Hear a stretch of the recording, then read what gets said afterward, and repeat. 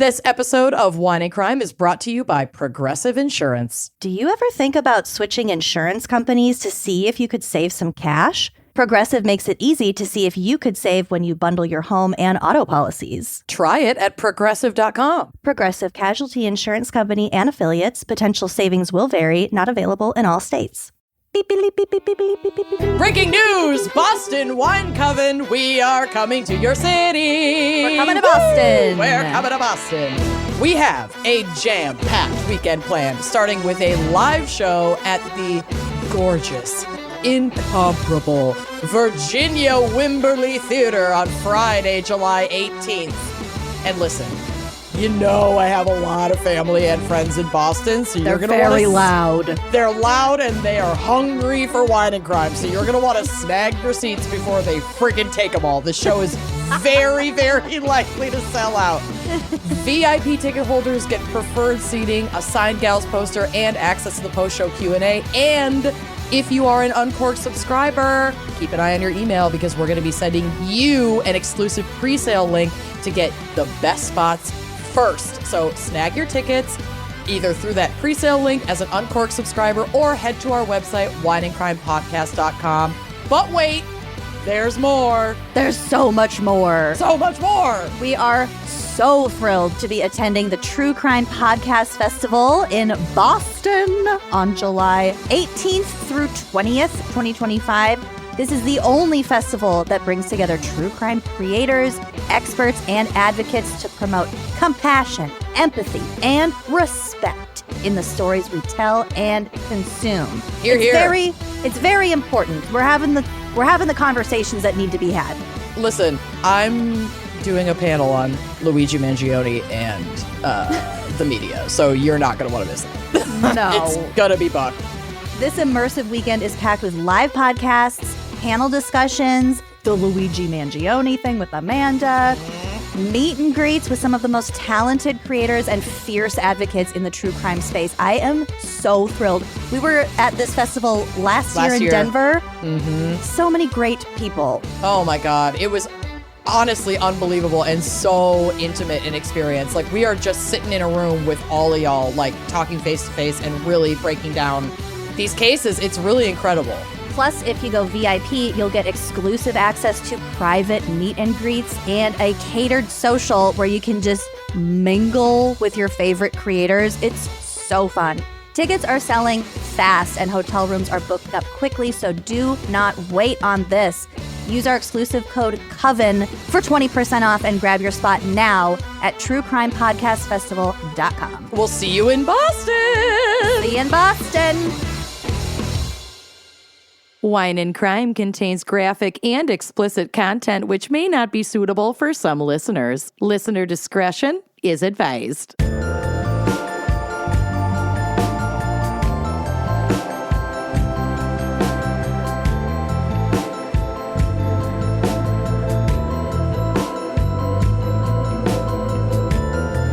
You are listening to Wine and Crime, the podcast where two friends chug, wine, chat, true crime, kind of, today, I guess, and unleash their worst Minnesotan accents. Today's parameters are loose. They're loose. My name's Amanda. My name's Lucy. And this week, we have a very special fan pick from Eel Selmer. Eel Selmer. Is this their given godly biblical name? I really hope so. Eel. I'm feeling Eel Selmer. What was that eel TikTok that you were following? The eel? Yeah, the guy who had an eel pit in his basement. Yeah, the eel pit. And he climbed down a little trap door into his unfinished basement that he had flooded with water and just had a walkway and a bunch of eels. Can you imagine going on a first date with that man and him being like, want to come back to my place and look at my eels? No, I could barely handle it when I'm just scrolling through the TikToks and then I come across, come with me to feed my eels in my eel pit. Get ready with me as I go into my eel pit. It wasn't terribly lit. No. It was it seems like he spent a lot of resources on it. Yeah, this was definitely project. Those eels are living. So I hope Eel Selmer is at least living as large as the eels in the eel pit. Clearly they are if they are getting a fan pick. God bless them. But today's episode is not about eels because Eel Selmer has chosen chicken crimes. And this kind of isn't our first time discussing certain chicken crimes. We've talked about farming, Chicken nugget crimes had a lot Bird crimes. had a lot of like land disputes and people harming each other's farm chickens, et cetera, et cetera. And there are a lot of really sad stories about conditions for chickens that we eat and that, whose eggs we consume. And I didn't go there because we've talked about that before. And I just wanted to have a little bit of fun. We've had a lot of dark crimes recently. Also, oh my God, Karen Reed verdict came in just before we started recording. Did you see that? What? No. Okay. Not guilty. OWI? Okay, so you're on the right track. Okay. For those who do not know, and we're not going to get into all of it because obviously there's documentaries, this whole podcast. This has been wild, but as we're recording, this is 5 minutes old news. Literally so 5 minutes old news. So this is her second trial, and the defense strategy in this trial was essentially to allow for additional charges, which include the OUI, or essentially a DUI, driving while under the influence, which we know she did. She admitted to in the last trial. Yeah, she had like a vodka soda in the cup holder or whatever. The cup holder. So they brought those charges against her and like the manslaughter and fleeing the scene of an accident charges against her. And she's not guilty for manslaughter, but she is guilty for the OUI. So it's like, okay, we got her for something. She'll either pay a fine or do maybe a little bit of time. We don't know what the sentencing is yet. Yeah. But then this will finally be fucking over. So not guilty. Mm-hmm. For the big one, not guilty. Can you believe? I mean, the cops fucked that up from start to fucking finish. Correct. So it like to the point where it almost doesn't matter what really happened. They dropped the ball so goddamn hard. Yeah. Well, it's like we discussed the last time we talked about this case, and we have many times. It's like, I don't know whether or not she did it. I still don't know, but the state, certainly the prosecutor's office, did not do its job in bringing enough evidence to convict her. The burden of proof is on the state, and they did not do their job the first time, which led to a hung jury and a mistrial. And now this is her second trial, and they clearly were not able to bring enough evidence to convict her for manslaughter this time either. So they got her for something that they could stick her with. The defense agreed to it because they were like, fine. Yeah. But yeah, fine. Our friend in Boston, her name is Missy. Hi, Missy, if you're listening, is a lawyer and has been like balls deep in the Karen Reed case since day one. And she was saying that the defense strategy was really, really smart, and that this will likely be studied in law schools for like years to come, how they framed her case. So, if you are of a legal mind, or you're really interested in like those legal strategies and things like that, there certainly are already podcasts about her first trial, but I am confident there will be some legal breakdown podcasts of her second trial. And I'm sure HBO Max will put out a second season of the Karen Reed documentary. And I hope they do go into some of the strategy, because it is really fascinating to read about. So keep an eye on that. But yeah, breaking news that you're getting 3 weeks later, because we are recording ahead because we have a lot of travel this summer. But yeah.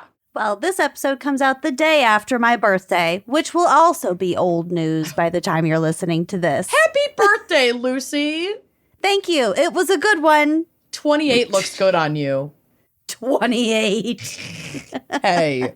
God bless. I'm a good friend. I'm a good fucking friend. You're a great friend. All right, but again, this is not Karen Reed crimes. This is not Lucy's fucking birthday crimes. I love you. I'm sorry. That was mean. But as we record you went on and on about Karen fucking Reed, not at all about my 28th birthday. I sure didn't, because I didn't know when this episode came out exactly, and it's not your birthday yet. But I promise to go on and on for your actual birthday. I'll commit to that. I'll commit to that. Okay. Chickens. But Look we're at all rocking those chickens. Chicken. Look at all these chickens. I love that vine. It's so good. Yeah, we're rocking chicken crimes, and I wanted to provide 2 pairings today. 2 pairing possibilities that I think fit the bill perfectly.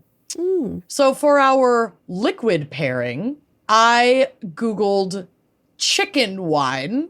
Oh, why? Well, it turns out last year there was a viral boost of this specific wine called La Vieille Ferme, or the Old Farm, specifically the rosé, which can be purchased at Total Wine for about $10. But it's like a whole thing. So from Bon Appetit magazine.com, bonappetit.com, there is an article from October of 2024 called Meet Chicken Wine, the internet's latest it girl wine. Oh. One night, my roommate asked me, almost conspiratorially, if I wanted a glass of chicken wine. Her eyes glimmered with mirth. I heard those 2 words again sometime later when I came across a TikTok of someone exalting their own love of the $10 pale rosé that had become a staple in our refrigerator. As it turned out, the wine wasn't just popular in our Brooklyn apartment, and we weren't the only people calling it chicken wine. It has a cute chicken on the label. That's the only reason they call it chicken wine? I believe so, but we'll learn a little bit more. La Vieille Ferme, which makes red wine, white wine, and rosés, is having a moment right now, and not just in the United States. According to Mark Perrin, CEO of Famille Perrin, 5th-generation family member, the brand recently hit 1 million case sales within the last 12 months in the UK and is on track to do the same in the United States, all with little to no marketing and advertising. Sommeliers, country club moms, and even a few underage drinkers are all abuzz about chicken wine. Scroll the chicken wine tag on TikTok and you'll find dozens of people, mostly from the UK, extolling their love of the wine, the rosé in particular, which is the one that I am recommending for the pairing today. It does look really good, and a $10 bottle of rosé, like, hi. And I love a French rosé. They're usually really delicate, but not too sweet, and they finish nice and dry. Big fan.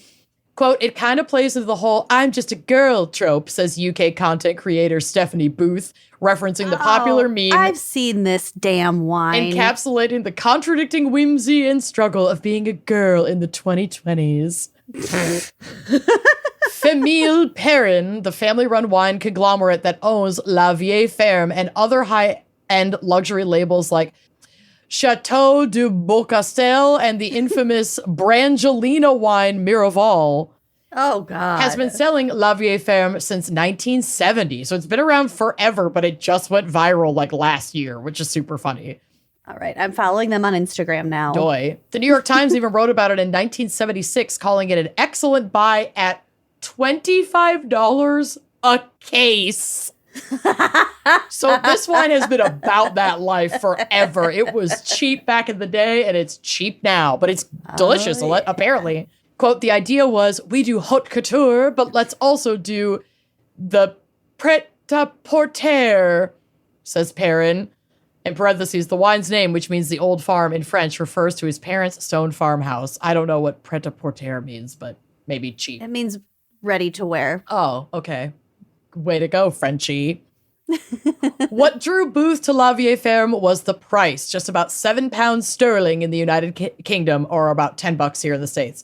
In Booth's experience, cheaper wines tend to taste, well, cheap, touched with a sweetness hinting at the hangover to come. But with chicken wine, quote, you don't feel like you're drinking cheap wine. And this is the shit that I love. La Vieille Ferme is not a complex or luxury wine that you're meant to swirl about in your glass and delicately sniff, waxing poetic on its subtle notes of crushed berries and crisp citrus. It is, however, consistent and well-made for relaxed consumption at the end of a long day. And isn't that its own sort of luxury?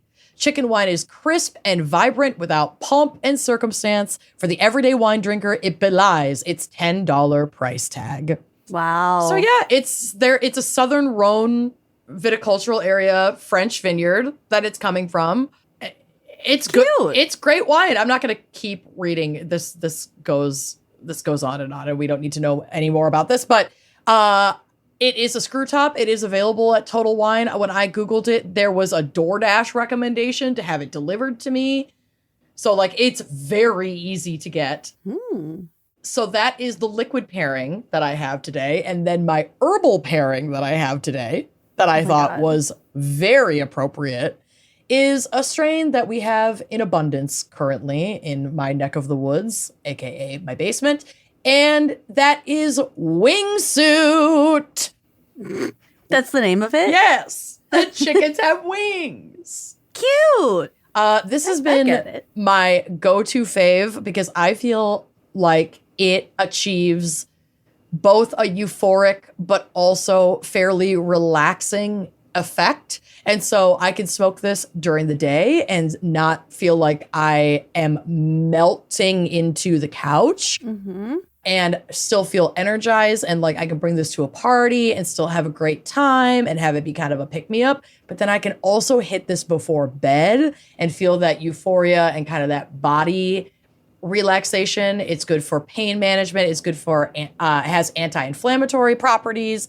It's really nice. So wingsuit, again, it's a hybrid strain. So it's not like either sativa nor indica. It's the baby of both. This strain often makes people feel euphoric, focused, and energetic. Some people have noted some anxiety from consuming this strain. I have an anxiety disorder personally, and I have not experienced that as a side effect of this strain, but I definitely have felt the euphoria and the energy, and I really, really, really like it. Okay. So those are my recommended pairings while I drink my water and puff my wingsuit. So let's take a quick break to hear a word from our sponsors so I can take a rip, and then we can dive back into chicken crimes. Sounds great. Let's do it. Let's do it. With summer in full swing, you get that urge to refresh your closet. You're sick of the same shorts and tops and leggings and sweatshirts. It's all old. It's sweaty. You're over it. It's black. It's monochrome. Yes, but you don't want to waste money on pieces that you're only going to wear once for just one season. And I got to tell you, that's where Quince comes in. Their clothes are timeless. They are such high quality. They feel so luxurious. They look elevated. These are like staples that are easy to just have as your base in your wardrobe. And the quality, like I said, it's way beyond what you would expect for the price. It's the kind of wardrobe upgrade that just like clicks in every way. Yep. I can't go to the Quince website anymore without putting multiple items in my cart. Girl. Last week, I ordered a new bedspread, like a blue quilt for my bed. Cute. I can't wait to see that. Shams. It's really cute. Yeah, they have way more than clothes. I live in my gold paperclip necklace. I literally never take it off. I don't think I've taken it off since I got it, and I can attest. It does not like discolor or irritate my skin. I have very sensitive skin. The quality is so nice. Yes, they've got shoes, they've got bags. 100% European linen tops that start at $30. Their linen collection is unbelievably cute. The best. They have washable silk dresses and skirts and little tops. They have soft cotton sweaters, versatile warm weather pieces that you're going to reach for again and again. And the best part is everything with Quince is half the cost of similar brands. So by working directly with top artisans and cutting out the middlemen, Quince gives you luxury without the markup. For a king-sized quilt, like bedspread, and 2 king-size shams. Yeah. Well under $200. That's wild. Bedding is so expensive. I know. Yeah. It blew my mind. And Quince only works with factories that use safe, ethical, and responsible manufacturing practices and premium fabrics and finishes, so you can feel really good about getting stuff from Quince, and you're going to want to, trust me.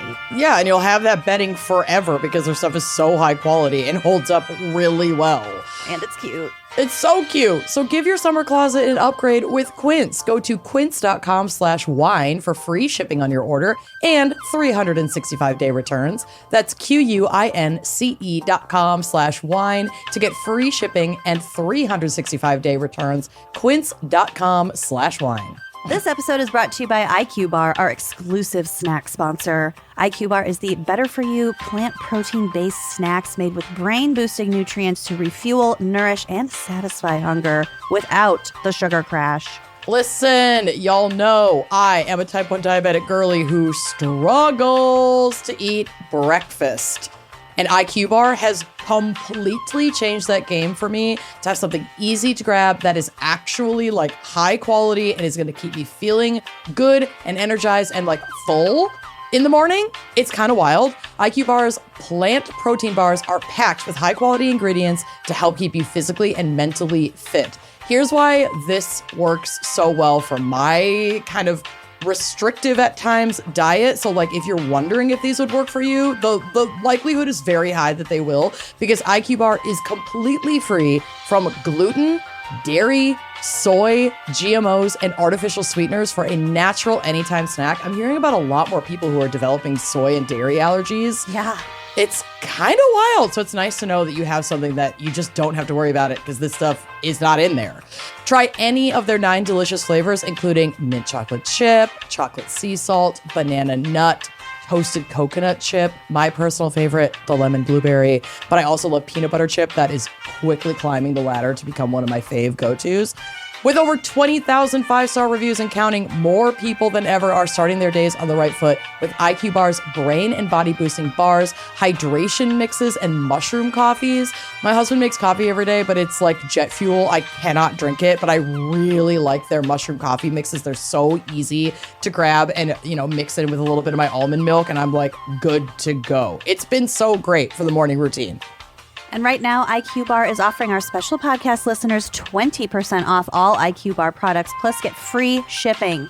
To get your 20% off, text GALS to 64,000. Text GALS to 64,000. That's GALS to 64,000. Message and data rates may apply. See terms for details. I have really sensitive skin, so when I shave, what I use to shave has to be really good quality stuff. You know what I mean? Like, I need the good shaving, like gel or shaving cream. I need a good razor. It's pretty rare that I even like razor shave all the way down to the skin on most parts of my body, but a couple times a year, especially in the summer when I'm like a little sweatier and I just want that smooth feel of the underarms and the legs, I do go there. And thank God we've met Flamingo, because I'm telling you, from the bath to the beach, Flamingo is keeping you smooth, whatever the season and whatever your like body hair maintenance needs are. They have shaving, hair removal, and body care products that are built with your body in mind, and Flamingo is revolutionizing hair removal and body care by focusing on what's important. We're talking high quality, affordable solutions for the places that, even if it's only once in a while, you really want smooth. Yeah, we're showing a lot of skin this summer. It's skin summer. It's big skin summer, baby. Big skin summer. And there have been times when I've emerged from the shower, just blood running down my legs. Yeah, you've done work. It's not great, but Flamingo's razors have flexible hinge designs to hug every curve of your body and your knees. My God, knees are the hardest. The knees are the hardest. One of my other favorite Flamingo products is their aftershave serum, their post-shave serum. Oh my Lord. It's like, I know. It's better than lotion. I'm very much into skincare, especially the hydration aspect of it. This serum, I put it on my body when I haven't even shaved. It's like a hyaluronic acid infused serum. It's absolutely incredible. So all of their razors are designed with your comfort in mind. They have the original razor that's great for your everyday shave. They've got a pubic razor that's specifically designed for coarser hair and shaving the hard to reach spots. And they have their new Moisture Plus razor. So it's just a one-step razor. It's perfect for like travel. Yeah, they've got a whole line of products. It's not just razors. You gotta go to their website and check them out. I have a little travel size can of their shaving, like their foaming shaving gel. That stuff is magic. Yeah. It's so creamy and smooth, and it's the best way to make sure you're not missing any spots. Like, I'm obsessed with it. So keep smooth and refreshed with Flamingo hair removal products made with your body in mind. Get started with an exclusive offer for our listeners. 25% off your first order at shopflamingo.com/gals. That's shopflamingo.com/gals. We're back after spending 10 minutes trying to make a thumbs up or thumbs down feature work on Riverside. Doesn't want to work for me. Maybe my thumbs are for me. invisible. Works for the birthday girl. Yuck. Lucy, what do you have on the docket for us for chicken crimes? Some really random shit. I can't wait. So first of all, our old pal Eel wanted an update. Remember? I don't even remember what it was. When I had that fucking chicken Yes. that was up on my porch all the time. I've been wondering what happened. What did you do? I didn't do anything. I just I believe you. told some of the neighborhood cats where they could find the chicken. Ringing the dinner bell on her porch. Well, kind of, because I had all the bird seed on my porch. That's why the goddamn chicken kept coming up, shitting everywhere. The shitting. And it's not a small amount of shit. Why is there speaking of they're small amount pooping- of shit? There's so much fuzzy crap in my hair, and I don't know why. Continue. There's fuzzy crap in chicken shit, too. Why? They're feathers. Oh. There's always just feathers, you know. Anyway, so shortly after the last time I mentioned this demon chicken, I did not see him anymore. I also didn't hear him, and I no longer hear him. So I think, well, maybe he was old. He or she gone. They gone. They gone. But there is still a chicken statue outside my new neighbor's house. Oh, God. Maybe it's The neighbor whose son heard me screaming at the chicken that one time, and then the chicken statue came out. So I felt like it was intentional, but I wonder if still the there. chicken statue is a memorial to this Well, it didn't rascally belong- little chicken. it didn't belong to them. It belonged to someone the next street over. Oh, okay. Because I had my friends across the street who have 2 outdoor cats. Do you think the chicken statue helps deter other chickens? Like, they see a chicken statue and they're like, oh, that's that chicken's territory. No, because as we will get to, chickens are actually quite intelligent. They can remember up to 100 different faces of their brethren and or of humans.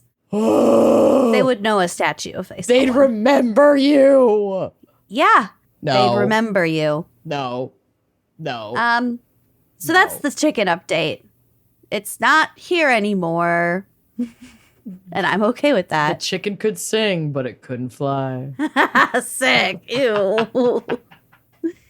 Speaking of neighborhood chickens, I have an incredible article that Amanda sent to me this morning. I thought this was really interesting, actually. I know. I read the whole thing and I was like, well, I didn't even really cut that much out of here because it's a very good article. It's really good. So this is from the Star Tribune. The headline reads, St. Paul's chicken lady faces legal trouble as birds come flocking in. Oh, justice for the chicken lady. She's doing I know, amazing right? work. She is. Chicken owners from across the Twin Cities have been known to dump fowl on Miranda Meyer's St. Paul doorstep in the middle of the night. Outside her house on Hatch Avenue. I couldn't believe it. So basically I got like one more paragraph after that and then I was like, I have to stop and send this to Lucy. Like, this is right up her alley. When I read Hatch Avenue, girl, I lost it. Yeah. It's perfect. Excellent. Neighbors stop and watch the birds strut toward feed scattered near Myers's black hearse. Yeah. She used to work in the death industry. She sure God bless did. her. This woman is amazing. Hens like Sweet Pea, found half frozen in a bush, ruffle their feathers in a white coop. Myers's rooster, named Jimothy Dean Scrambles, Jimmy Dean Jimmy Scrambles. perches on a fence and crows. Jimothy Dean Scrambles. There's a picture of Miranda with Jimothy Dean on the drive. That's Jimothy Dean? One of them is. The picture of her holding a rooster. Yeah. That's Jimothy Dean. Jimothy Dean. He's a handsome boy. He's a Handsome good cock. boy.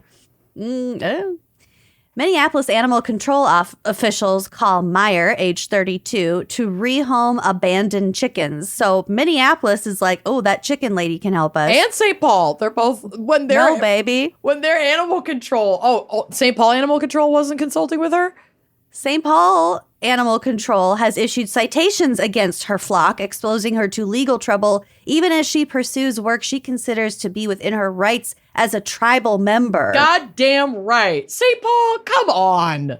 St. Paul. She's saving chickens. She's saving you money. Uh-huh.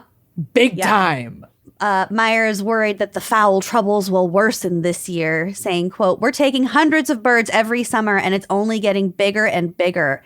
There are so many people who are going into this blind thinking, I just want free eggs," meaning, oh, I could handle a little couple chickens in the backyard for free eggs. The amount of people in like my neighborhood groups who, after the threats of the Trump tariffs and the rising cost of eggs, were like, let's get chickens. And then all of these people came to the comments being like, trust me, this is not something that you want to take on. Like, it's not cheap. You have to keep them safe and secure. You have to get permitted within the city limits, which like you can. I've lived next to people who had chickens before, and it was they stink. They do stink. And it was fine, but like they spent money on a coop, they spend money on maintenance. They like the rates of bird flu and other illnesses are really high. We have a ton of stray cats in the Minneapolis, St. Paul area. It's not as easy to keep chickens.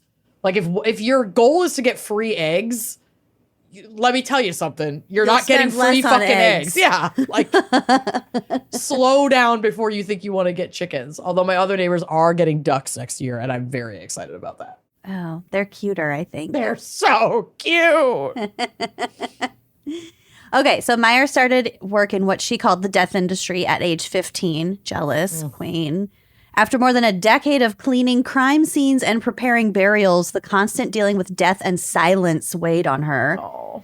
She said, quote, "It makes you feel not human because then you can't connect with other people." Yeah, that's hard. I know, but Meyer always felt she could connect with animals, and she said the Standing Rock protests a few years ago inspired a change. Hell yeah, girl. Meyer is a member of the Ojibwe tribe whose name, Ikwe Nabawi Wiji Migizi Migwan, means woman who stands with eagle feather. Oh. So her name, Wingsuit. respects a love of feathers anyway. Foul. Foul. She said the protests made her think about sustainability, prompting her to adopt 3 chickens.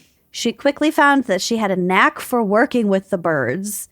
The goal of the operation she runs from her single-family house, called the Balsam Lake Bachelor Flock and Poultry Rehab, Oh my God. is to rehabilitate and return chickens and roosters to owners who pay her what they can afford. Hell yeah.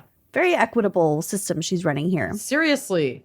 The rehab runs through her properties in St. Paul and Balsam Lake, Wisconsin, and she says the goal is to help chicken owners and people who can't afford eggs, meat, and high vet bills. When she can't rehabilitate roosters, Meyer drives them to Balsam Lake and releases them on her 40-acre property, or she slaughters them and brings the meat to neighbors and reservations. Yeah, if the meat is still okay, but they're not a viable, chicken anymore, like their quality of life wouldn't be good, then that's such a great way to get back to the community to provide, what is viable from that animal to feed people. This is my favorite part of the article. Better than Hatch Avenue? Yes. It makes it so much more holistic and shows how important this service is. So you know how there's a bunch of Hmong people in the Minneapolis, St. Paul area. Minnesota has a huge Hmong population. So Hmong farmers give Meyer leftover vegetables as chicken feed in return for eggs, fertilizer, and meat. She donates dozens of fertilized eggs to St. Paul school teachers who hatch them in their classrooms and return the chicks to her. Stop it. The Minneapolis Police Department and Minneapolis Animal Care and Control began phoning for help with chickens abandoned in cemeteries, parking garages, and even found on the tarmac at MSP Airport. What? Girl, you are lost. Meyer says that up to 20 hens and 2 roosters now stay with her at this time. But at the peak last year, she said she was accepting 30 roosters a week. A week? So that got her noticed by St. Paul Animal Services, which ticketed Meyer last October and again in March for having a rooster with no permit to own chickens. Boo. Roosters are prohibited in St. Paul, and a rooster permit in Minneapolis costs $110. Not that she lives in Minneapolis anyway. So she disputes the need for a permit, arguing that the work is within her rights as an Ojibwe tribal member with federal protections. Okay, back to the Hmong population. For St. Paul resident Va Shang and others, chickens are crucial for religious ceremonies addressing birth, life, and death. I love that. They use chickens in a lot of their traditions. So Shang, age 42, started raising chickens for the first time this year to provide for his family and their ceremonies. Many Hmong people who immigrated to Minnesota brought cultural practices involving chickens. Shang explains that the birds are considered guides for spirits of the deceased, wards against sickness, and vital nutritional support for women giving birth. Many still believe in those customs, but turned from tradition to adjust to city laws, returning chickens to farms after ceremonies instead of sacrificing them. But Shang says St. Paul's restrictions forced him to raise fowl outside the city limits, and he believes residents are being ticketed while holding chickens for similar practices. He says, quote, "This is why a lot of the Hmong people community and Asian communities have these chickens in the city limits, and the city is making it tough for these Asian communities to hold their chickens." He said that in addition to that issue, the permit process can take months. Yeah. So St. Paul Animal Services did respond, but they were like, we're not trying to make it harder. We're trying to work with the neighbors, but like, okay, this is their PR response. I'm just going to skip it. Scores of Minnesotans are turning to co-ops and community-supported agriculture shares to save money on eggs, as we just talked about. Many more are turning to backyard chicken coops. Just 27 people applied for chicken permits in St. Paul in 2019. That jumped to 62 in 2020. That makes sense. Everybody's home. And it's still and it's 56 in 2021. So far this year, at least 29 people have applied for a permit. That's a lot of people having chickens. Yeah. And I think that article was from May. So that was only, that's only like what? January, February, March, April, May, 5 months into the year. They've got 29 permits. That's almost as many as they've gotten in an entire year in 2019. Yep. So they say that they receive a new application almost every day. In Minneapolis, at least 52 residents applied for a chicken permit this year, compared with 74 permit applications through all of 2024. Damn. Yeah. So, yeah, lots of chickens. But also going back to like how chickens are filthy. About a quarter of all confirmed bird flu outbreaks in Minnesota have occurred in backyard flocks over the past 3 years. So that's 43 of the 186 sites affected. Yeah. Be very, very mindful if you want to be a chicken person. Yep. Keep them away from your pets. Keep them away from people. Like wash your hands. Keep them away from other birds to prevent the spread. H5N1. Yeah. So, yeah, that can be kind of gross. And then there's another woman named Mary Britton Klaus who co-founded Chicken Run Rescue with her husband from their North Minneapolis home in 2001. They quickly grew out of like space and money, so they moved to Elko in 2016. But she has recently moved back to the Twin Cities.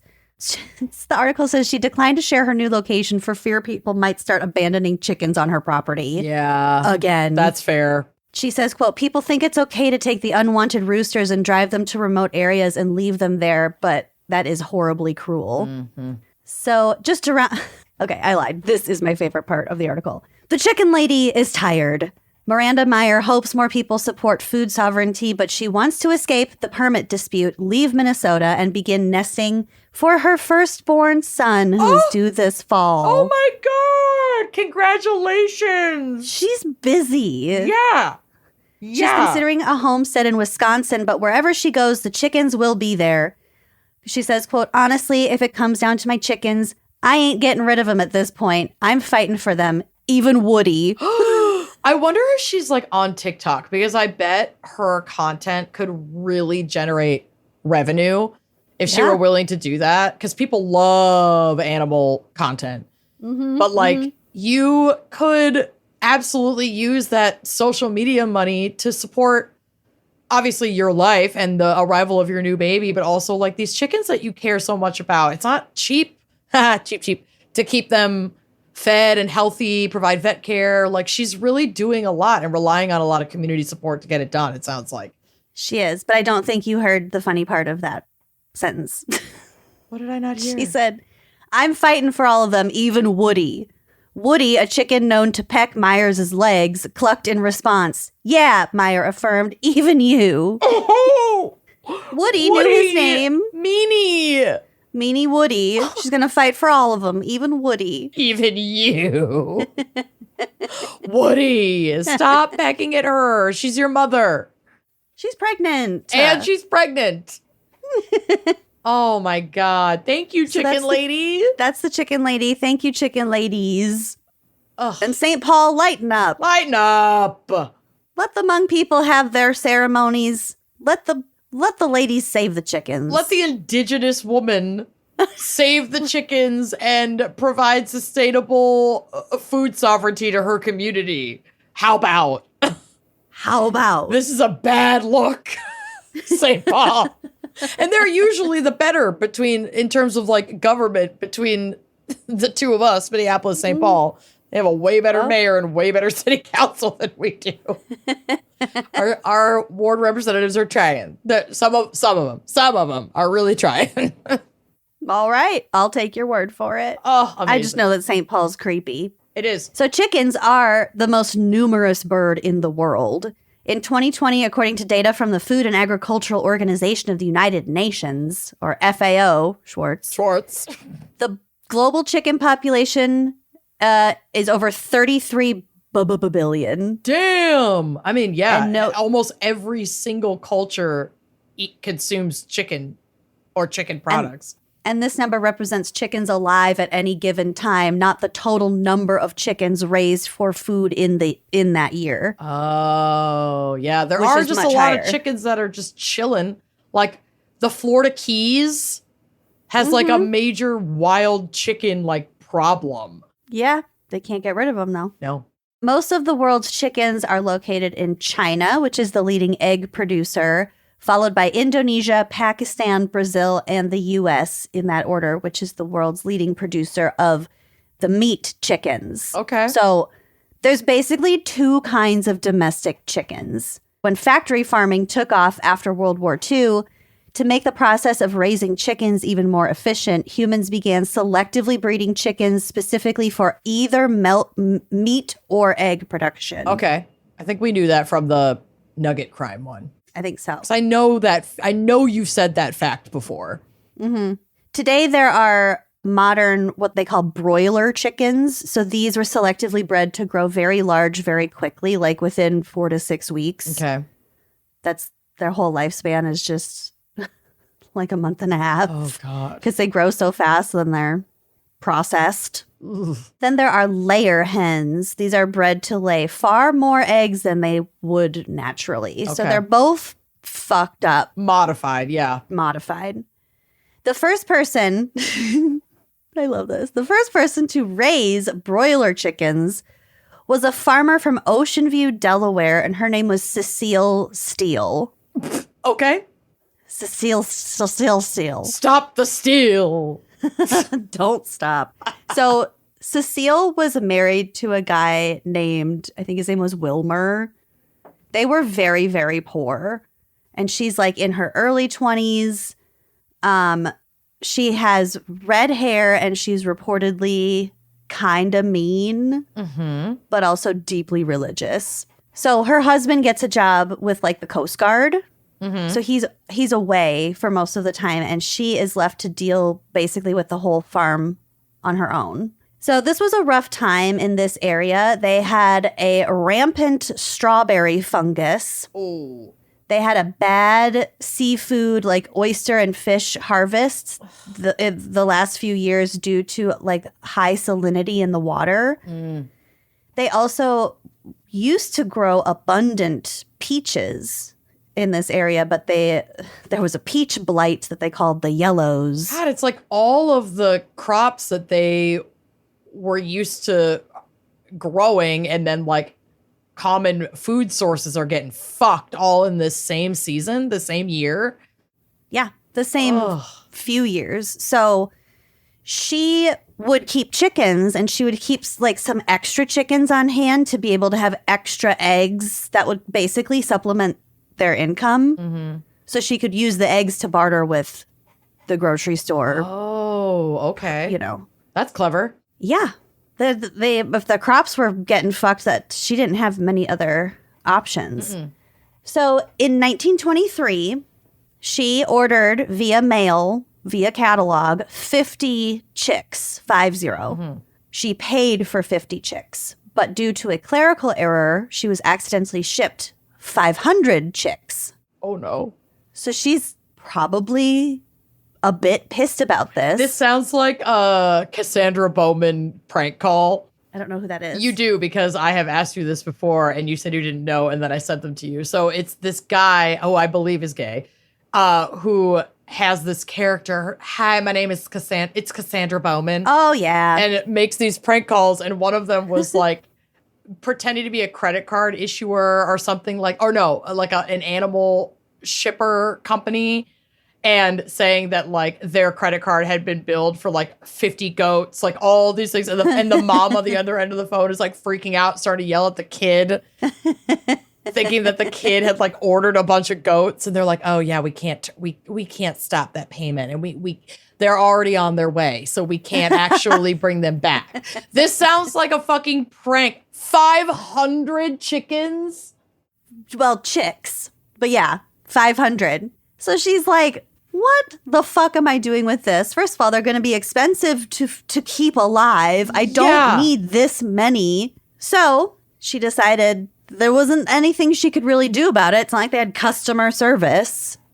She had to just deal with it. Oh my God. So she decided to just lean in and keep them, and then just sell them later as adult chickens for some kind of discounted rate. Wow. Well, I mean, good for her. Because she didn't pay for them in the first place. No, she only paid for the 50 that she wanted. So sell the other 450 chickens and get your bag.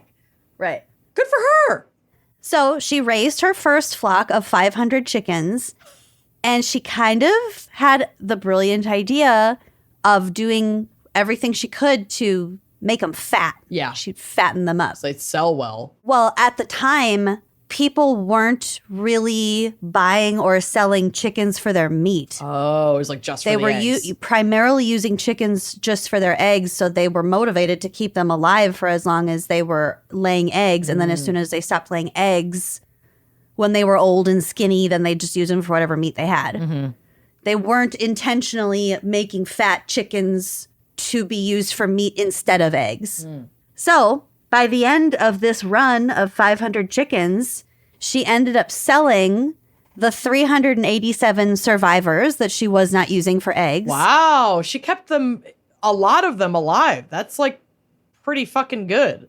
Yeah. For like several months, they each weighed about 2 pounds, which was pretty good for that time. She sold them for 60 cents per pound to local restaurants and hotels. And she actually made quite a pretty profit off of this. Let's go. So in 1924, the next year, she doubled to 1,000 chickens. By 1926, she was ordering 10,000 chickens. So the next year she ordered 100 and they accidentally sent her 1,000. Then the year after that, she ordered 1,000 and they accidentally sent her 10,000. She just keeps scamming the system. Getting lucky with that same clerk. I would demand that clerk. I know. That's my personal rep. Get me Samantha. Got me Samantha, the chicken calculator, the bad chicken calculator. With the broken typewriter. Her number machine is on the fritz. Her computing set. Her tabletop number computing set is on the fritz. Her abacus has an extra bead. So by 1928, Wilmer had quit his job with the Coast Guard. So she invented this whole fucking industry, basically. From the ground up, from the egg up. By a total accident of a clerical error, she got 450 free chicks. I'm obsessed. They were poor before this. Yeah.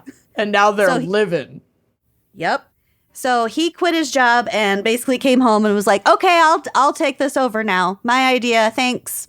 Fuck you, Wilmer. It wasn't until like decades later that it was more commonly attributed to Cecile. He took the fucking credit. She saved their lives. I know. And he took the fucking credit. And it wasn't until like after her death or like during her life. I think it wasn't until like the 80s. Somebody wrote a book about the chicken business and was like, okay, this is not how this went down. He was in the Coast Guard this whole time. Oh, justice for what's her name?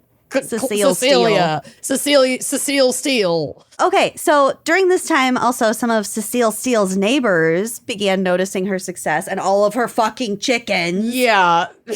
And so they started raising chickens too. Oh, I forgot to tell one funny anecdote. She like taught her neighbors. Or at least inspired them. Yeah, or they just kind of picked up on it. But there was no shortage of business. Like, they were barely competing with... I mean, people were going nuts for chickens. Incredible. But I guess when she got the 500 chicks and was like, where the fuck am I supposed to put all of these? She found a piano box and put them all in a piano box while she went to, like, some dude she knew who was a lumberman. To make a bigger coop or... To make a big shed for her to keep them in. And that shed... is on the U.S. National Register of Historic Places, so you can still visit it today. That's awesome. Yeah. Oh, I love that. So by she commissioned a shed and Wilmer took this is the worst. Yeah, I know. So by 1928, when he did take over, they were the first of about 500 farmers who were then raising broiler chickens on the Delmarva Peninsula. Wow. So she literally launched the like commercial chicken industry for that region. For like the country. Like nowhere else was doing this in the US? Mm-mm. Oh, I thought you just meant like... Not on an industrial level the way that she was doing. That's badass. Mm-hmm. Yeah. Nowhere else was raising purposely fattened chickens to sell as meat and have nothing to do with the eggs. Damn. The timing for this industry to pop up was perfect because I will note that she wasn't the first one to attempt to do this. Sure. She was the first one who succeeded at it. Thrived. Yeah. So the roaring 20s economy in nearby big cities meant millions of families had the financial wherewithal to put chicken meat on the table. Mm-hmm.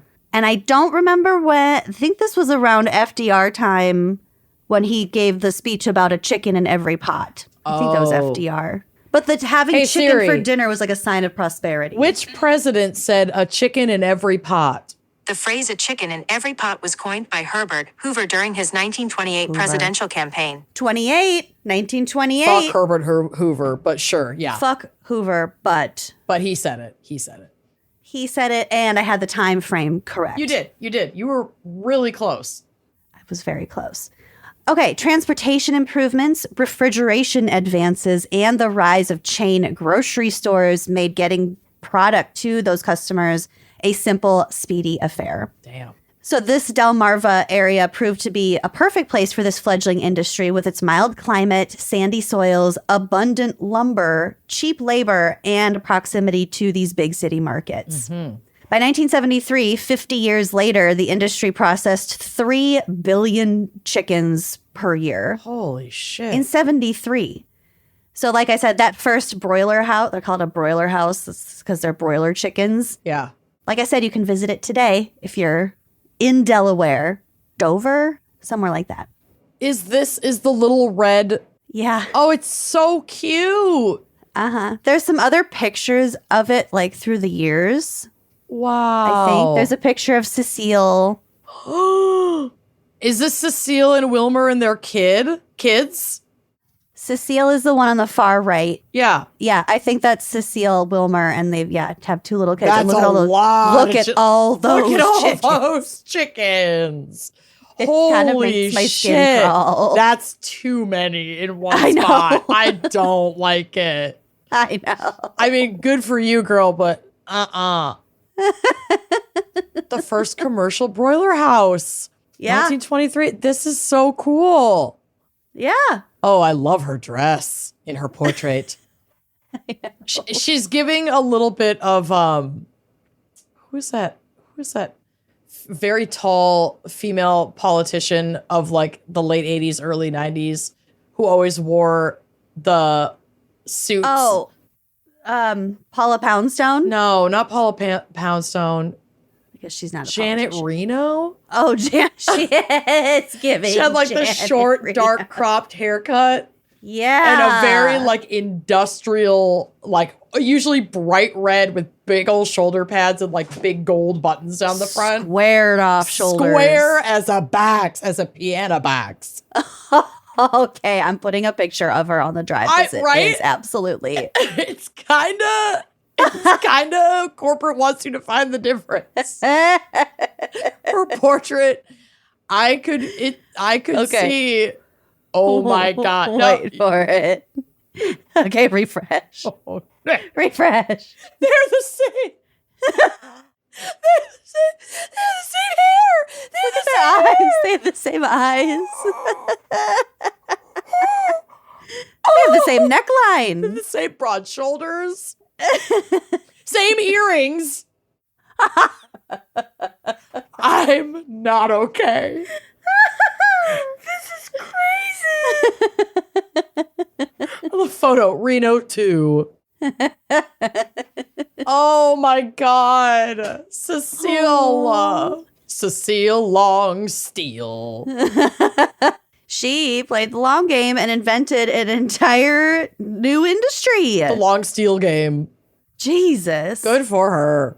Yeah, Janet Reno was the first female AG of the United States. Not the first chicken manufacturer. Broiler chicken Broiler raiser. chicken raiser. Okay, I'm putting this image link in my notes. Yeah. For Janet Reno. It needs to be sourced. flwomen'shalloffame.org/bio/Janet Reno. Incredible. What a source. Okay, I just have a couple more things to tell you. Just a couple more fun chicken facts. Andrea desperately trying to figure out how that source could possibly be connected to chicken crimes. Nobody tell her. Listen, it's a journey that is best taken accompanied by us. Cue the Andrea text. Are you sure you meant to include this? Yup. I tried to reverse Google search this. I and nothing's could coming not up. find it. Is this an original? What is this? Incredible. Okay, so chickens were domesticated about 8,000 years ago and evolved from the red jungle fowl, which are tropical birds that live in the jungle. Okay.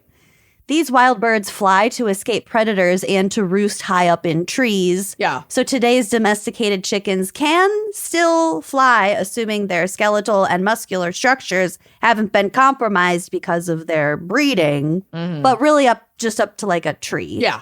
Which I have seen, and it is crazy.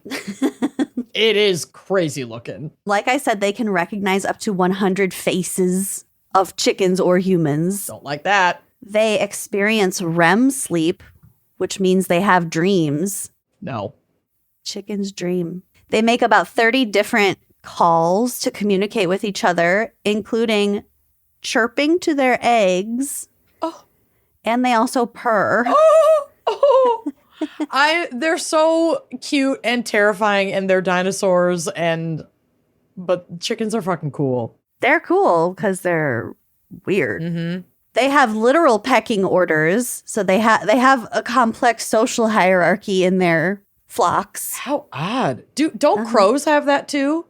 A social Probably hierarchy? Yeah, I think so. Oh. But crows can do all these things like times 10. Oh yeah, crows are some of the smartest birds, aren't they? They can even be taught to speak. Yeah, Oh, I gotta train my crows, man. got to. Start leaving them shinies. Chickens, like I said, are highly intelligent. They use their lived experiences to inform their decision making. Oh wow. I mean, they're not always smart all the time. Chickens are kind of dumb. Well, but- yeah, it's not like having a dog or a cat, but they're more intelligent than we give them credit for. Yeah. They are able to see not only color vision like us, but also ultraviolet light. Oh, wow. I think they have more types of rods in their eyes. Cool. So they can see technically better than we can. Wow. And if you've ever wondered what causes the difference between brown eggs and white eggs, although nutritionally they are exactly the same, the brown versus white eggs depends on the breed of the hen. But it's not the color of the feather that indicates what color the eggshell will be. It is the color of the chicken's earlobes. What? Yeah. First of all, chickens have earlobes? Yeah. Just the space around their ears. Okay, I'm looking at your pictures. Hens with red earlobes will lay brown eggs, and hens with white earlobes generally lay white eggs. Okay, so I'm trying to zoom in on this white chicken that you have. Chicken earlobe. And I guess I don't really understand where the ear is even. Is it this little Okay. puff I got a picture. I'll put it below on their eye and to the right? Okay. So I guess that would be white. Yeah. It's their little, I just put a little diagram on Okay, there. I see it. Oh, interesting. Oh. That's a rooster, but if this were a hen who lays eggs, she would lay brown eggs because that chicken has a red earlobe. Oh, weird. So that's bizarre. That's so odd. So odd. Oh. Chicken ears. I wonder why it's specifically the earlobe, because at least on this animal, the earlobe and the comb. But do female chickens not have a comb? I guess maybe they do. Because all of Because these the comb, chickens the have wattle, and the earlobe are all the same color, at least on this chicken. Okay, here, I'm going to put up another picture. I'm so locked in right now. I'm really sorry. I've been puffing my wingsuit this entire time. Okay, refresh it one more time. Yeah, babe, I see it. I've been refreshing. Okay. So yeah, I guess they all have combs. Yeah, and a wattle. But yeah, you're totally right. The earlobe is not the same color as the wattle and the comb Yeah? necessarily. Wow. Because I'm looking at a white chicken with white earlobes, a Yup. white chicken with red earlobes, a brown chicken with red earlobes. Yep. So I can only assume there are brown chickens with white earlobes. Maybe. Maybe. One of the chickens, I had a fresh egg at this Airbnb that we rented in Topanga, California several years ago. And we could go get fresh eggs every morning from the chicken coop that was outside. fun. It was awesome. But a couple of the chickens were like bluish green and they were totally Weird. safe to eat. Oh, the eggs or the chickens? Sorry, the eggs. You said I totally said the chickens. was The like, eggs. What? Well, and in one of these chicken lady photos, Yeah. where she's holding the eggs, the bottom right one is kind of a Bluish green. greenish blue color. Yeah. That's totally what some of these eggs look like. So next time I'm gonna look at their fucking earlobes. Yeah, look at their goddamn lobes. Cool. Well, that does it for me. Amazing. You did great. There was a lot to learn Yes, that we there haven't was. already covered. I'm very proud of you. Thank you. Thank Proud you. of me too. Yeah, great. All Been a right. great birthday. It's been a great birthday. I am blessed and highly favored. All right, let's take a quick break to hear a word from our sponsors. Unless, of course, you're an Uncorked subscriber, and then this will just make a sound and then be the rest of the episode. So get over there. And then we'll go back and get to my section. Sounds great. Let's do it. Join us on Uncorked.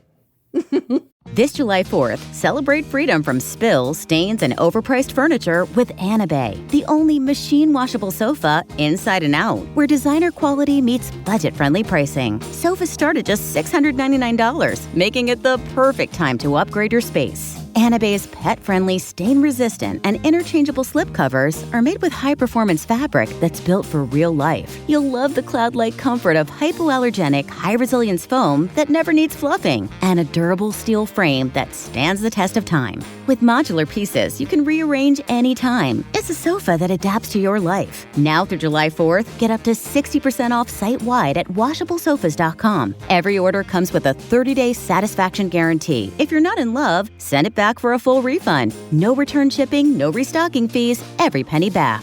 Declare independence from dirty, outdated furniture. Shop now at washablesofas.com. Offers are subject to change and certain restrictions may apply. So the not so fun fact that has been burned into my mind and I can't stop thinking about ever is that we are eating about a credit card's worth of plastic every week because of microplastics in our food, our water, like so many places that are terrifying. And it might seem like there's very little that you can do to reduce that plastic waste that leads to these microplastics, but honestly, there is something you can do. And what I'm doing to limit my household intake of microplastics is switching to Blue Land. I have been a Blue Land customer for years, and it is amazing. That is why we've made the switch to Blue Land across all the cleaning products around our house. Their products meet the highest standard of clean. They're effective yet gentle on our household, our family, our planet. And Blue Land was also named an EPA Safer Choice Partner of the Year. From cleaning sprays and toilet bowl cleaner to dishwasher and laundry detergent tablets, Blue Land's formulas are 100% microplastic free, made with certified clean ingredients, free from chlorine, bleach, and harsh chemicals that are safe to use around your family, your pets, your plants. Like plants get dusty and you want to, clean their leaves off. This is literally a safe cleaning solution for keeping your plants from getting dusty. I personally love not having to choose between the safe option and what actually gets the house clean. Blue Land is the best. Yeah, I find that there is a great Blue Land product for pretty much any household cleaning Everything task that I do. At least the things that I have my hands on and in most of the time. Mm-hmm. Blue Land's products are independently tested to perform alongside major brands and are free from dyes, bleach, harsh chemicals. You might think how good could a glass cleaner be that's this good for the environment? It's not actually going to work. It's good. Yeah. Their foaming hand soap is my favorite. I am not kidding you. I get compliments from guests on the scent, how good my hand soap smells. Mm-hmm. And they just have all of their products in these beautiful bottles that you can leave out. You just drop in a tab, add some water, let it sit for a couple minutes. That's it. Mm-hmm. Amanda, I know you love your dishwasher tablets. Girl. Even They're the so things good. The things you've been roughest on, like you make a lasagna. Uh-huh. You might be nervous to stick that pan in the dishwasher without a pre-soak. I made rinse aid. steaks on the stove last night in a pan. They were so delicious. But that was a cleaning task. And all I had to do was rinse them and put them in the dishwasher. That came out looking crystal clear today. Yeah, the laundry tablets are just as effective. They're toilet tablets. Even if my toilet's not dirty, I just like to drop it in. It's like an Alka-Seltzer for your toilet. It smells good too. That lemon scent is so nice. Yeah, so just be easier on yourself and also on the planet and also what you put in your body, and check out Blue Land. And now through July 7th, shop their 4th of July sale and get up to 25% off. So you got to go to blueland.com, check them out, tell them the gals sent you. Mm-hmm. Summer's pretty busy. You got home improvement projects. You want to do all the self-care in the world. It feels very good outside. The kids are out of school. And it's summer. You want to go on a bike ride. You want to be outside. You just want to have some fun. And it is also the last season where you want to be spending a bunch of time in the kitchen, or worse, a bunch of time and money at the grocery store. Bye-bye. So make your summer both enjoyable and delicious by getting the #1 meal kit, as voted by USA Today's readers, HelloFresh.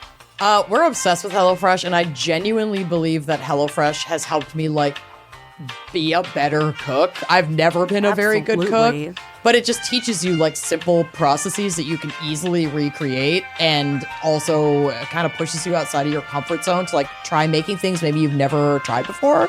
So HelloFresh just makes it easier to fit quick home-cooked meals into your schedule every week by curating delicious recipes that are sent right to your door. Some that we have made recently are the panko-crusted chimichurri barramundi. Hello. Girl, right? I was like, what even? Oh my God. It's so good. So good. Sun-dried tomato grilled cheese sandwiches. And they also have over 100 seasonal snacks, sides, and treats.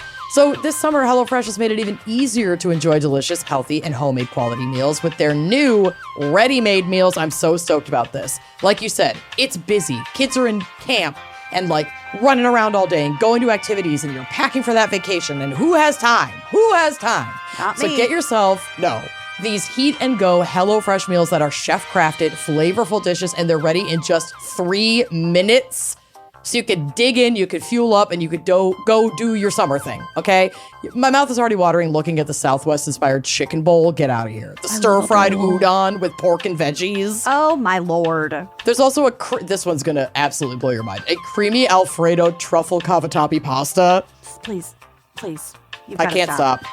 Indian-inspired chicken paired with turmeric rice. Come on. And the best part, these are all ready to eat after a quick spin in that microwave, baby. Oh, my God. Yeah. Every HelloFresh meal uses high-quality ingredients, including seasonal fresh produce, proteins that travel from the farm to your doorstep, and are simple with easy-to-follow recipe cards or simple heat 'em and eat 'em options. Most of the recipes that you're making from scratch are done in 30 minutes or less. It's so quick.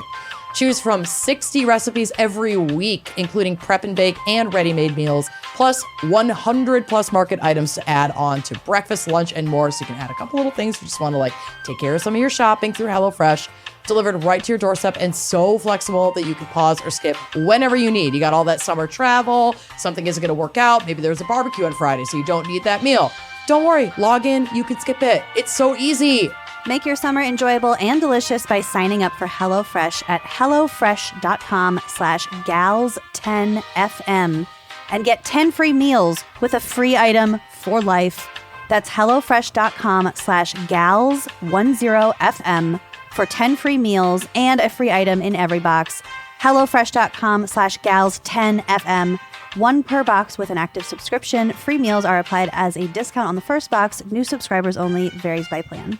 Just for the record, all chickens have a comb because this helps regulate their body temperature. That's why they have a waddle too. It takes in cool breezes or warmth and distributes It lets them sweat, Oh, I guess. like dog tongues. Chickens do have ears, but they're hidden by the feathers on the side of the head. When the feathers are pushed aside, their ear openings appear. Jesus, there's no outer ear, but chickens do have earlobes that can be clearly seen. The color of a hen's earlobes determines the color her eggs will be. That's fucking crazy. All right. Well, thank you for that update. You're welcome. I, on the other hand, have provided or at least assembled today a more Gossip at the Corpse Cart style segment. Thank God. Because, yeah, again, I didn't want to be sad. I just wanted to read funny chicken news. And to get us started, there's just something so deeply satisfying about chickens wasting cops' time and resources. And it's very common because like a lot of people have chickens and a lot of times the police are the first call before you're connected to animal control. And so they'll just like send a squad, especially if a chicken is like disrupting traffic. And then there are, At MSP? At MSP, you can find so many videos of cops having to chase chickens around. And I love it so much. Keep wasting their time. So I first Googled police blotters involving chickens. Okay. And here are some of the things that I discovered. This is from Yahoo News. Foul play. Springfield police apprehend fugitive chicken after feathered crime spree. Apprehend. The Springfield Police Department announced Tuesday that officers had apprehended, used it again, Oh, God. a chicken. We get it. We get it, Yahoo. We heard your joke. We get it, Haley Kachonsky, Eugene Register Guard for Yahoo News. A chicken after it was spotted causing a commotion in the patrol parking lot of the Springfield Justice Center near 4th and A Streets. It was literally taunting them in their own parking lot. According to the department, officers arrested Penelope the parking lot chicken of Springfield at around 9 a.m. Tuesday. Her given name. Her given name. Penelope had reportedly been on the run from police for more than 48 hours. An extensive manhunt was underway until Springfield police officers negotiated a peaceful surrender by offering the chicken fresh watermelon.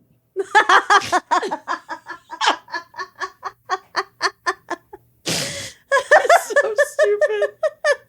I have a Negotiated a peaceful surrender. by offering the chicken fresh watermelon. Now, I need you to know that this is not what you picture in your mind when you think about a chicken. Oh, God. What is it? I have a screenshot from this police department's Instagram account where they posted about this. And one of the cops is holding the chicken. He looks so happy. This chicken. The cop, not the chicken. This chicken is fucking gorgeous. This chicken looks like Lisa Rinna in like a couture, like Black Swan level gown with a white feathered crown. Oh my God, that is a show chicken. She looks like I love her so much. She's such a diva. She looks like Natalie Portman at the end of Black Black Swan. She legitimately does. Oh my God, she's so dramatic. She's so fucking dramatic. I can't get over this cop's face. So it says Penelope was lodged at the Springfield Municipal Jail on criminal mischief in the first degree, hit and chicken run, and attempt to escape. Officers were working on Wednesday to find Penelope's owner. And yeah, so they made the post online with that criminal mischief.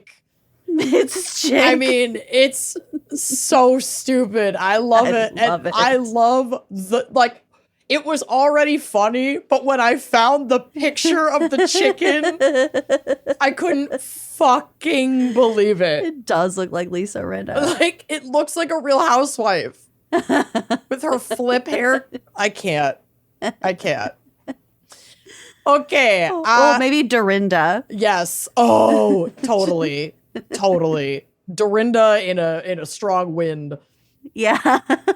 So, down in Arkansas, this happened again. This is from care11news.com. Chicken leads police officer on hilarious chase. An officer in Arkansas had to pull in some extra legwork to wrangle a bothersome bird. Lucky for us, it was all caught on camera. So I have some screenshots because his body cam was going the whole time. Oh, this might be screenshots from a different body cam.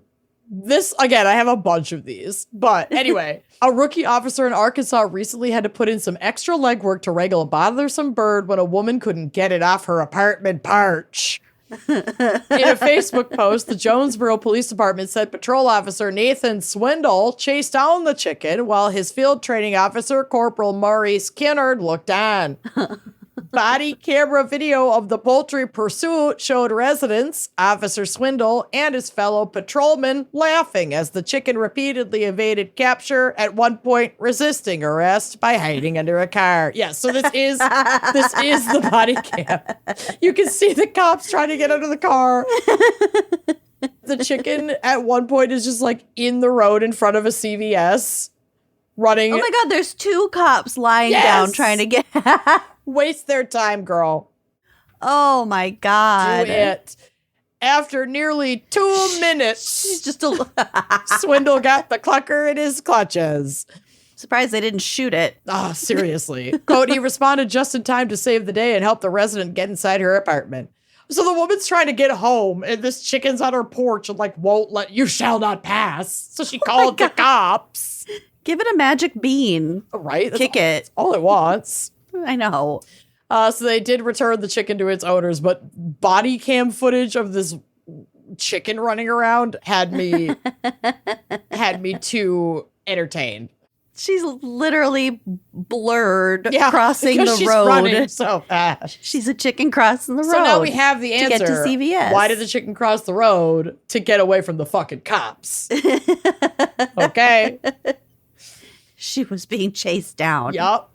Okay, this is an actual police blotter. It reads, noise complaint, Lake Avenue. Police received a call about a disturbance possibly involving people fighting about 10 a.m. August 8th. An officer arrived and found out there was no argument. However, 2 women who were house sitting tried to feed the owner's backyard chickens, and one of the birds got out. The women got, quote, a little loud while trying to round up the fleeing bird. Well, that would be us. Yeah. House sitting for Josh. One of the ducks gets out. We're screaming. Screaming at 10 a.m. Wait, why would this exactly be that? Holy Someone's shit. calling the cops on us. Oh my God, that's so funny. Okay, I have 2 more quickies. First, you can't talk chicken crimes without mentioning the viral incident at the Minecraft movie. Oh my God. This is so stupid. It's the worst. Oh, I hate it. I took screenshots of the TikTok of this so that you can see what I'm referencing. But this is from the Salt Lake Tribune, sltrib.com. Provo fans, of course it's Provo, brought a chicken to a Minecraft screening and it went viral. Oh my God, the popcorn flying. Oh, I would be livid if I worked at that theater. Like, what the fuck? The brain rot of this, the internet brain rot of this like specific Minecraft generation, the same brain rot that brought us like Skibbity Toilet I would want like personal vengeance. I would sue for damages. I know that every generation talks about like how the kids these days, but like this shit is unhinged. I can't. Be more like Greta Thunberg, Thank please. Videos circulating on social media show an unusual guest attending a Tuesday night showing of a Minecraft movie in Provo, a live chicken. The movie's director, Utah resident Jared Hess, told the Salt Lake Tribune that the antics in the videos are pretty on point for some farm boy shenanigans. Oh, God. The videos shot at the Cinemark Provo 16 in the Provo town center are part of a viral trend that started shortly after the movie's nationwide release on April 4th. The trend centers on Jack Black's character, Steve, seeing a baby zombie riding a chicken and says, "Chicken jockey." And I guess this line causes the entire theater to scream it with him, throw popcorn, and erupt from their seats. Why? And they got inspired. That was like a line that was in the trailer. So they hadn't even seen the movie yet. And then they all went to the movie and were so excited to hear the line from the trailer and prepped to like freak out about it. Oh my God. It's so weird. I It's don't so understand. stupid. And I don't like what I don't understand. At this particular screening, someone is atop another person's shoulders. You can see it in the TikTok screenshot I took. And pulls out a live chicken, holding it up triumphantly as snacks fly. The popcorn is blasting out around him from everyone. The whole theater's screaming. It was chaos. The chicken can't be okay. The chicken isn't in this person's possession anymore, but the chicken wasn't harmed, fortunately. The videos end with the theater's house lights coming on, and according to posts, the people who brought the chicken were kicked out. They had to like shut down the screening. Well, yeah. How are you going to go back and sit and watch the rest of the movie with that? So frustrating. There's poop everywhere. There's popcorn everywhere. Oh. Everything's sticky. You'd have to rewind it back to before it started. It'd probably happen again. It's ridiculous. An employee who answered the phone at the Cinemark Provo 16 theater confirmed Friday that the video was taken there, and it was the first showing with that extreme of a reaction. Cinemark's corporate offices did not immediately respond to a request for comment. So no one answered the phone at their office. So the director, Hess, in an interview said, "It's been fun to see the chicken jockey trend take flight." Quote, Fuck you. Right. "I've been watching all the videos and laughing my brains out," Hess said. "I don't think any of us would have anticipated this kind of reaction, but I'm just glad that families and friends are making memories of the movie." Did he not hear? That's the stupidest response I've ever heard. It's pretty ridiculous. It's pretty ridiculous. He said he was like aware of that it was going viral. It started at a school. blah, blah, blah. Someone who is being annoying at their sister's house. It's like he's totally buying into or feeding into like the kid brain rot of it all. Yeah. It was just something that happened, he said. It started organically. You can never manufacture that kind of stuff. Hess shared some of the other videos he's enjoyed, featuring someone giving an impassioned Minecraft speech before the film rolls, little kids giggling with glee throughout the movie, and a line of men the post says are Marines waiting outside a theater. What? I don't know. What? I don't know. But obviously other people are not feeling chill about the bird being sunk into the theater and the well-being of the bird, as well as theater workers. I mean, it's like you said, the poop everywhere. You know, a lot of people seeing these videos did not laugh their brains out. They, similar to us, were like, what the fuck? Is that bird okay? And B, look at this massive mess that these minimum wage, kid employees are going to have to fucking clean up after you. It's some bullshit. Yeah, it's just really... I don't mean to sound like an old man, but it's very disrespectful. And it is disrespectful. It is. It's not cool. So Hess said that, quote, of course, there's a line audiences shouldn't cross. You don't want anyone to get hurt, he said. You don't want anyone's experience to be bad. So he just added that in after being like, oh my God, these videos are so funny. I laughed my ass off. Yeah. But he said, fans of the film, people that have grown up with Minecraft that are so passionate about it, I'm just thrilled that they're having fun and enjoying it. There's more fun things to come that the studio has planned, so it'll be a lot of fun in the coming weeks. Okay, bye. Okay. How about tell your brain rot followers not to smuggle chickens into movie theaters because it's not chill for the chicken or for the people trying to see the movie. How about that? It's super not chill. Okay, I have one more article for you. It is my absolute favorite. This is 100% a point that I would take up arms for. Okay. And I stand with the quote unquote aggressor in this scenario. But it's pure chaos. This is from WGNTV.com. And this is from last year. 2 arrested after bland chicken sparks brawl involving gun, knife, and bug spray. This is from Georgetown County of South Carolina. 2 siblings, of course it's siblings, fighting. Oh, yeah. 2 siblings in South Carolina were arrested and charged with assault after insults over unseasoned chicken turned into a brawl involving Raid, bug spray, a gun, and a knife. Oh my God. It escalates so quickly. Deputies were called to a home in Georgetown County on Sunday night about an assault in progress, according to a Georgetown County Sheriff's Office report. When Deputy Kyle Burns and Corporal Simpson arrived, they were told the situation began when Anthony Harper was asked by his sister Hope Harper, quote, why he didn't season the chicken that was cooking so it could crust up, the report said.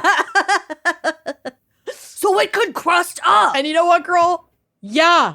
She's not wrong. She's not wrong.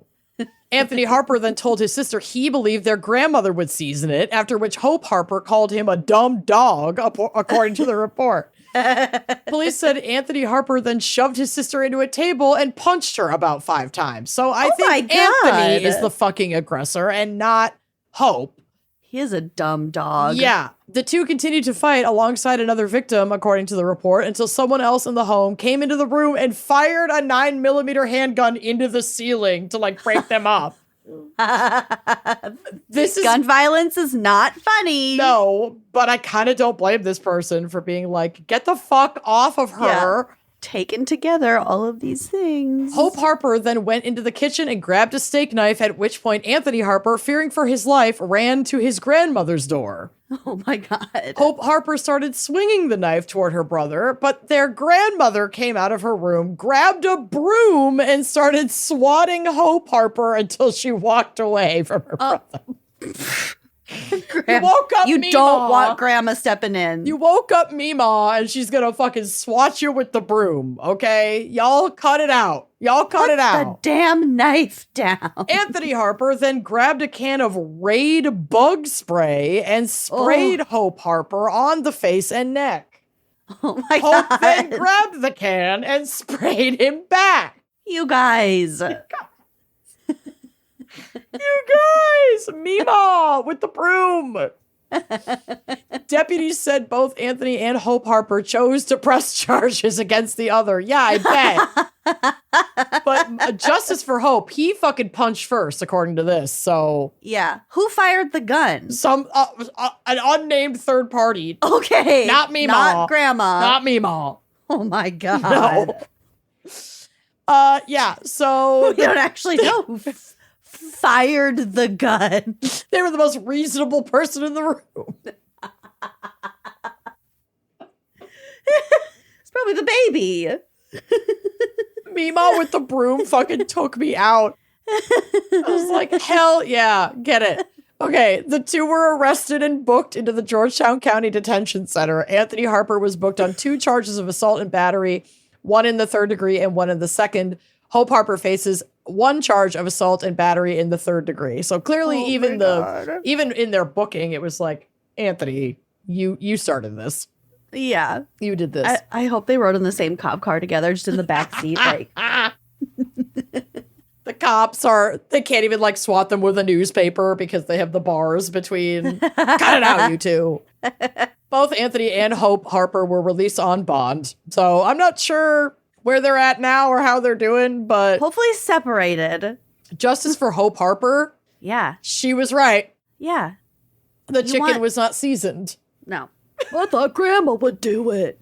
Fuck you. No, you're the one cooking. Don't assume a woman is going to come in and do... From her nap. Yeah, and do the labor that you were assigned to do. What a dick. Justice for Meemaw, justice for Hope. Mm-hmm. Get out of Wow. here, Anthony. All right, those are my chicken crime coverages today. Okay, but wait.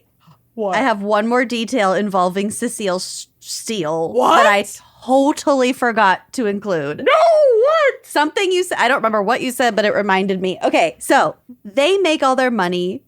They eventually buy a yacht called the Lure. What? And one day they're out on their yacht and the engine exploded and the whole boat exploded and they both died. That's how they died. Wait. In a boat explosion. Wait. Yeah. Cecile and Boats. Wilmer Yeah. died in a yacht explosion? That's how they ended up dying. I mean, this is what they got too rich. The money went to their head. They got a yacht. They died in They got a yacht. It exploded. Ooh, the hubris. They'd come. How old were they? Do we know? I can find out for you really quick. Cecile Steele yacht explosion. How the fuck do you die in a yacht explosion? Let's see. It says, alas, the life of luxury that Cecile and Wilmer had earned through their labors wasn't meant to last. On October 7th, 1940, so only 17 years after, so she would have been in her late 30s. Oh no. The Steeles took 3 guests out fishing on the Lure. They were off of Ocean City, Maryland, I guess, Delaware, I don't know, when the carburetor backfired, igniting gasoline fumes and setting off an explosion. No. The 3 guests survived, but both Steeles died, leaving 4 children behind. Oh my God. They are buried at Mariners Bethel United Methodist Church in Ocean View. Holy shit. It was a $10,000 yacht. They also built themselves a new house along the main drag in Ocean View, and it is now a cafe, so you can eat dinner in the house that they built after they got a bunch of money. I am obsessed with these chicken farmer people. This is I can't believe you were going to leave that out. And in 1937, Wilmer, who only went to school through the 3rd grade, I think his mom died when he was little. His dad was a quote unquote cripple. Oh, Jesus. Oh, God. So he only went to school through the 3rd grade. He actually ran and won election to the state senate. Wilmer did? Wilmer did. Listen, capitalism. Yeah. He's a powerful man in business. They want him in the government. Yeah. And then they died in a boat explosion. That's nuts. I know. I That can't believe is- I almost left that out. That's beyond. Holy shit. What a way to end this episode. Yeah. Anyway, then they died in a boat explosion. Special thanks. Forgot to mention, after he became a state senator, they died in a yacht explosion. That's some like Kennedy family curse shit. I know. Damn. Yeah. Well done, us. We did a great job. Okay. Thank you so much for listening. If you're on Uncorked, you didn't hear a single damn ad this whole episode. No, and thank you, Eel Selmer. Thank you, Eel. What a fun topic. Eel, get back to your pit. Eel, clean your pit. Eel, make. Make. Eel, make. Oh. I gotta go. Fucking yuck. Okay, we love you. Bye. Bye. Thanks for listening to Wine and Crime. Our cover art is by Danielle Sylvan. Music by Phil Young and Corey Wendell. Editing by Jonathan Camp. Our production manager is Andrea Gardner. For photos, sources, and other resources, head to wineandcrimepodcast.com. You can follow us on all the socials at Wine and Crime Pod. If you'd like to show your support and get access to all sorts of wine-fueled bonus content, check out our premium channel at wineandcrimepodcast.com/uncorked. Cheers!